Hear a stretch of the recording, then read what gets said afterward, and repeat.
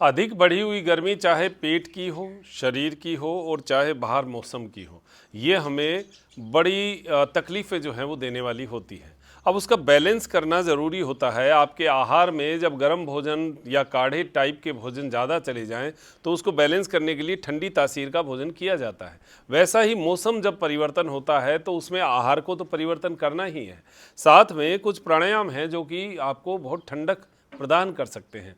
उसमें शीतली शीतकारी जो प्राणायाम है वो बड़ा शानदार है और इसका प्रयोग आप जब लगे कि बहुत ही गर्मी, हॉट फ्लैशेज जैसे माताओं बहनों को मेनोपॉज टाइम में रहता है, वैसे ही सामान्य तौर पर पेट की गर्मी की जो तकलीफ़ें हैं या शरीर में एकदम से फुंसियाँ निकलना, पित्ती उधड़ना, ये रैशेज होना, लाल रंग की जो है वो एकदम से खुजली आना, इस तरीके से स्किन बनना, ये सारी जो समस्याएं हैं उसमें कहीं ना कहीं पेट की गर्मी उसमें रोल अदा करती है, पित्त कुपित होता है।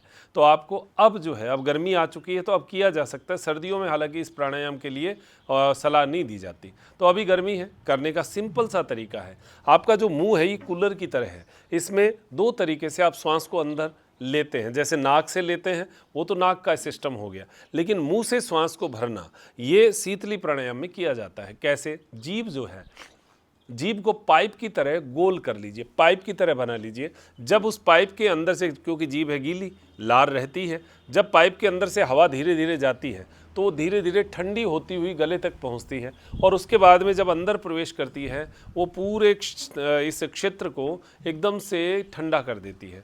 और वो ठंडक कुछ समय बाद आपको एक बार तो महसूस नहीं होगी, क्योंकि आप जब श्वास छोड़ते हो तो गर्म आती है। जब ये ठंडक बाहर आनी शुरू हो जाए तब आपको ये पूरा कर देना चाहिए। 5 से 10 बार के अभ्यास में ये होता है। कैसे करना?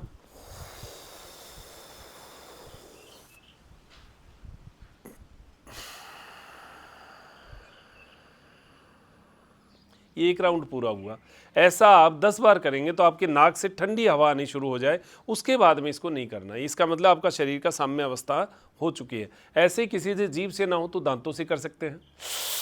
दांतों के बीच में से हवा खींचना,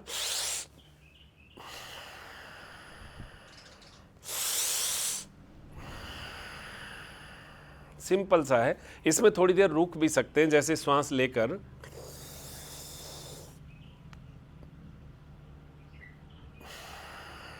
यानी श्वास को लेकर कुंभक लगाया जा सकता है।